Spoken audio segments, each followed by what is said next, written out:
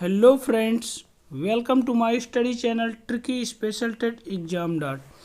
जैसा कि हम लोग यहाँ पर एडेड जूनियर सहायक अध्यापक परीक्षा के लिए साइंस यानी विज्ञान का अध्ययन कर रहे हैं, तो विज्ञान के मापन में हमने पार्ट फर्स्ट को देखा है।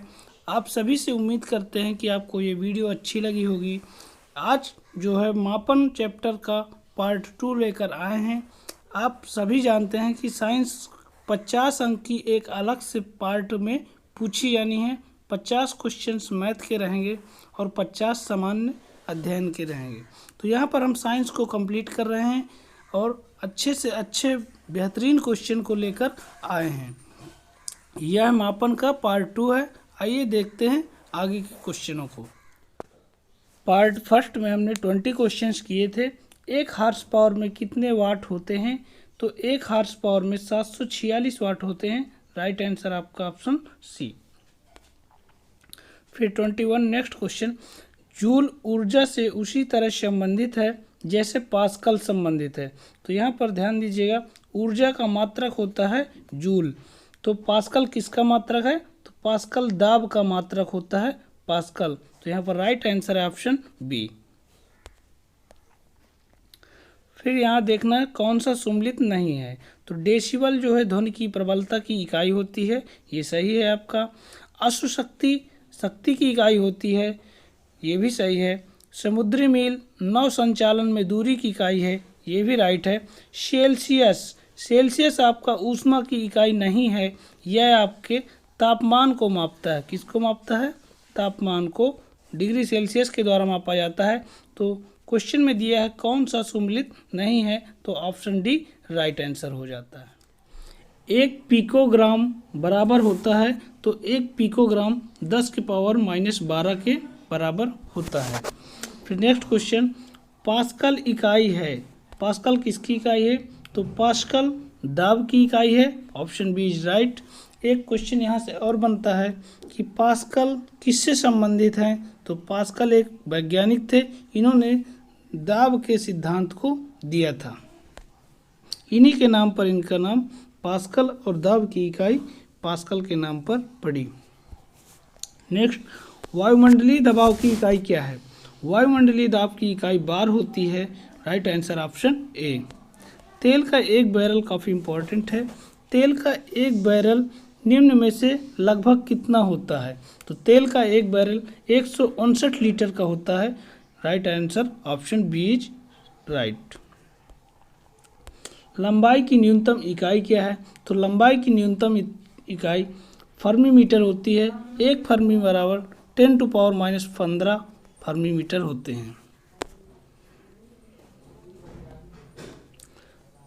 पायर हीलियोमीटर का प्रयोग निम्न में से किसे नापने के लिए किया जाता है? तो पायर हीलियोमीटर का प्रयोग सोलर रेडिएशन को मापने के लिए प्रयोग किया जाता है। मैनोमीटर के द्वारा किसकी माप की जाती है? तो मैनोमीटर के द्वारा गैसों के दबाव को मापा जाता है। गैसों के दबाव को मैनोमीटर के द्वारा मापा जाता है।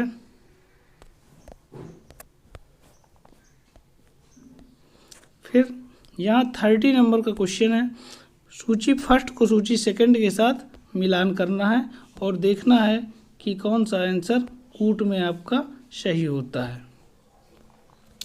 सूची फर्स्ट को सूची सेकंड से अमीटर के द्वारा धारा मापी जाती है। हाइग्रोमीटर के द्वारा आर्द्रता को मापते हैं। स्प्रिंग तुला के द्वारा भार को मापा जाता है और बैरोमीटर के द्वारा दाब को मापा जाता है, वायुमंडलीय दाब को। तो यहाँ पर जो राइट आंसर है ऑप्शन ए के साथ 3, तो ए के साथ 3 बी में है, तो यहाँ राइट आंसर ऑप्शन बी हो जाता है। नेक्स्ट क्वेश्चन, तापमान किसके द्वारा मापा जाता है? निम्न तापमान किसके द्वारा मापा जाता है? तो निम्न तापमान एल्कोहल थर्मामीटर के द्वारा मापा जाता है। क्यूसेक से क्या मापते हैं? क्यूसेक से जल के बहाव की इकाई मापी जाती है। जो कि जल का बहाव है वो क्यूसेक के द्वारा मापा जाता है।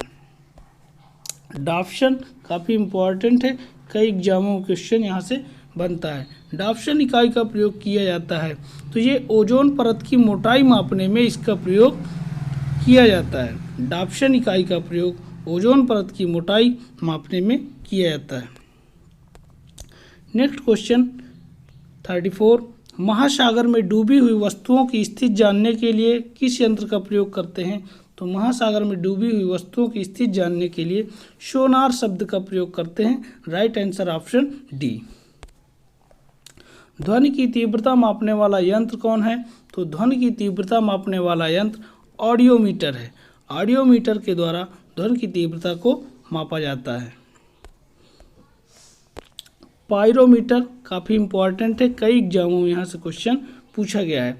पायरोमीटर किसके मापन में प्रयोग किया जाता है? तो पायरोमीटर के द्वारा उच्च ताप को मापते हैं। उच्च ताप मापी पायरोमीटर होता है।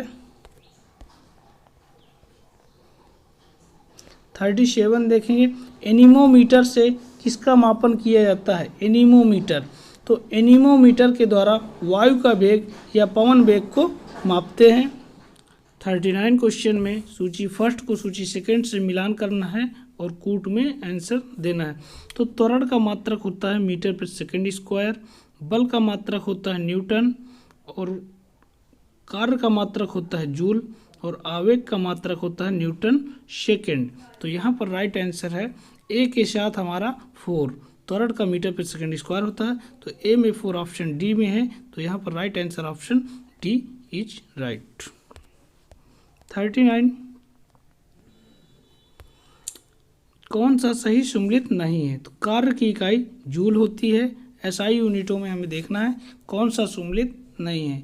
तो कार्य का एसआई यूनिट जूल होती है, बल की एसआई यूनिट न्यूटन होती है, द्रव्यमान की एसआई यूनिट किलोग्राम होती है, दाब की एसआई यूनिट डाइन नहीं होती है। तो यहाँ पर राइट आंसर है ऑप्शन डी। दाब की जो एसआई यूनिट है वह पास्कल होती है। फिर सूची फर्स्ट को सेकंड के साथ मिलान करना है और देखना है यहाँ पर। तो वाट, यहाँ से देखेंगे वाट शक्ति का मात्रक होता है।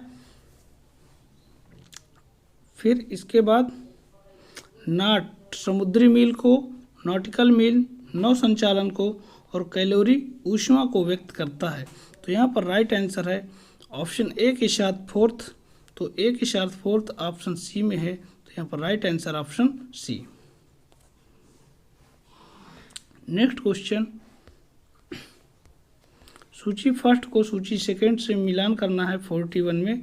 तो देखते हैं, जूल कार्य के साथ, एम्पियर धारा के साथ, वाट सामर्थ्य या शक्ति के साथ, वोल्ट विभवांतर के साथ, कैलोरी ऊष्मा के साथ।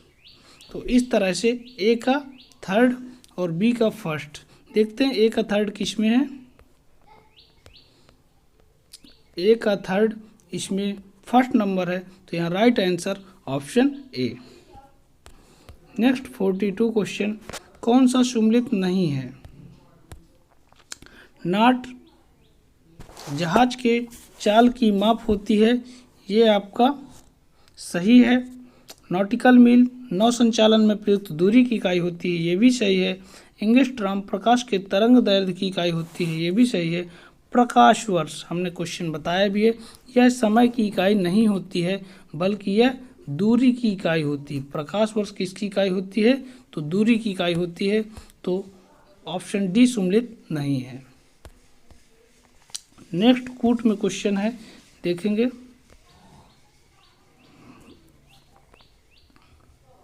सूची फर्स्ट को सूची सेकंड से मिलान करना है।